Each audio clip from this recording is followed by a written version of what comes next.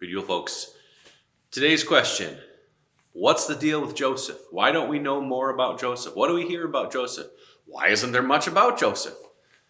This character right here is really important to the story, and yet we know very, very little about him. So here's a few things. One, we hear about Joseph specifically as a man of integrity, one who has a righteous relationship with God and tries to do the best, right? Because Gabriel in the Gospel of Matthew came to Joseph and said, yes, the girl you're going to get married to, you're engaged, you're betrothed, is pregnant, and it's not yours, and don't get rid of her. And Joseph was going to do the right thing, and instead of making a big public thing or having her killed, which he very likely could have had the right to do, he was going to do it quietly and let her go back to her family. And instead the angel says, don't, this is important, stick with her, and he does.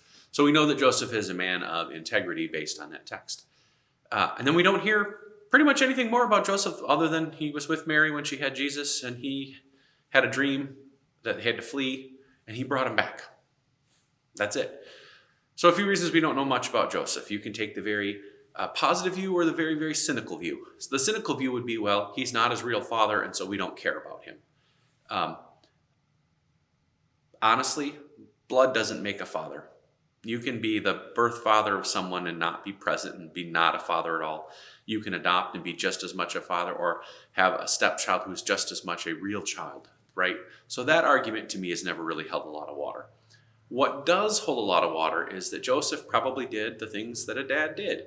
He taught his son, this is how we live, this is what we do. He was probably around a good chunk of his life. He was probably gone by the time Jesus was doing his ministry, because we don't hear much about him. But then the other piece is that in the Jewish tradition, women are the keepers of the faith, right? If your dad's Jewish and you're born, you're not automatically Jewish. You have to make that choice. If you're born and your mom is Jewish, you're Jewish. And so that is passed through as you go. So Joseph plays this really important role, but not one we hear about, because Mary's the one we hear more about. But do we really hear that much about Mary either?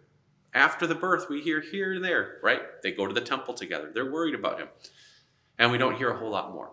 But I'm going to make the assumption, the leap, that this fella right here was as good of a dad as anyone can have, and he was there and present and did all the things that he should have done to raise this child up as his son. So there's a little bit more about Joseph.